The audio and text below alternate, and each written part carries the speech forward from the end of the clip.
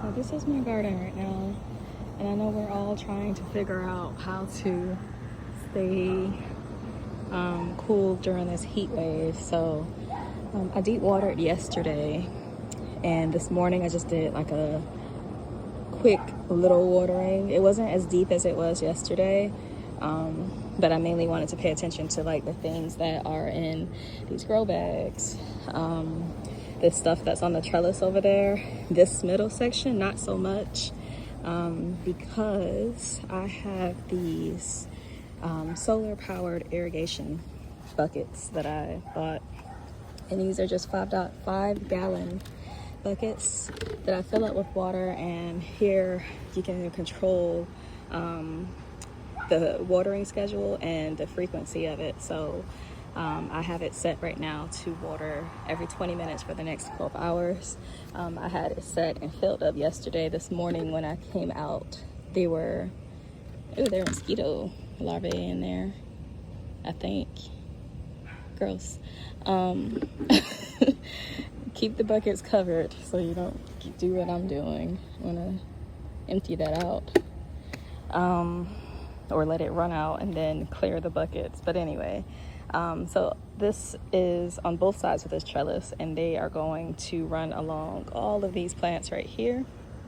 So you can see that in here is damp because that's where I have the little irrigation hose set up, but these plants I don't worry about so much. Over here, and some of the stuff I have also has like these little wine bottles or water bottles that I have set up for just like a slow irrigation thing. So I don't want to pull it out to waste the water, but there's this spike. It's like a watering spike, and you fill this with water and you just turn it upside down and it waters. So stuff like that I also don't worry about because the grow bag is going to stay damp. But all of these are all fabric grow bags, so that is going to run out and dry out really quickly, hence the watering thingy, the watering buckets. Over here I have a shade cloth because I built this little structure in the beginning of the growing season, if you guys remember. But this keeps this bed cool. I still water deeply just because, and there's nothing in here that should be in trouble except for, this was my bed for all of my brassicas, and some of them I didn't pull all the way up. I just kind of trimmed the stem, and if you look, it is all growing back. So I have kale coming back after I deadheaded it basically. And the same thing is happening to my cabbage over there. Or maybe those are Brussels sprouts. I don't know. I wish I knew that happened, or I would have deadheaded most of them and left all of that, because I think I'm gonna leave that in the bed and see what happens. I think I'm gonna have established greens when fall season comes up.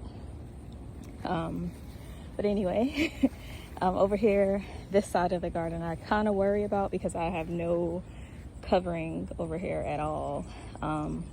And if you look, I'm actually kind of surrounded by trees. I'm surrounded by trees, so I'm banking on this covering keeping all of this stuff cool.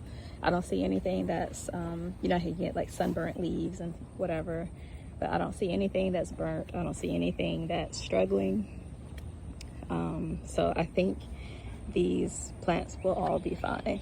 So I came over here and I deep watered and really paid attention to this side for the most part, and this bed as well that I just showed you guys. And that is what I'm doing to stay cool during the heat wave. It's not that bad here, honestly. We're in the low 90s right now. I think we get to the mid to high 90s tomorrow and Saturday.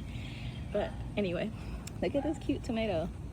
These are called Pink Fang tomatoes from the Rare Seed Company, and I got these actually as a free tomato packet, one of the free seed packets that they send out. And I've never grown tomatoes like that, and I just think they look really interesting.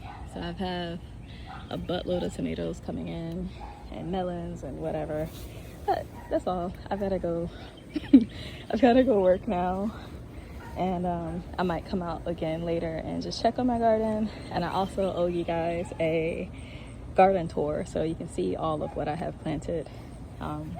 Obviously that will be a video with me talking for quite some time because I have a lot out here.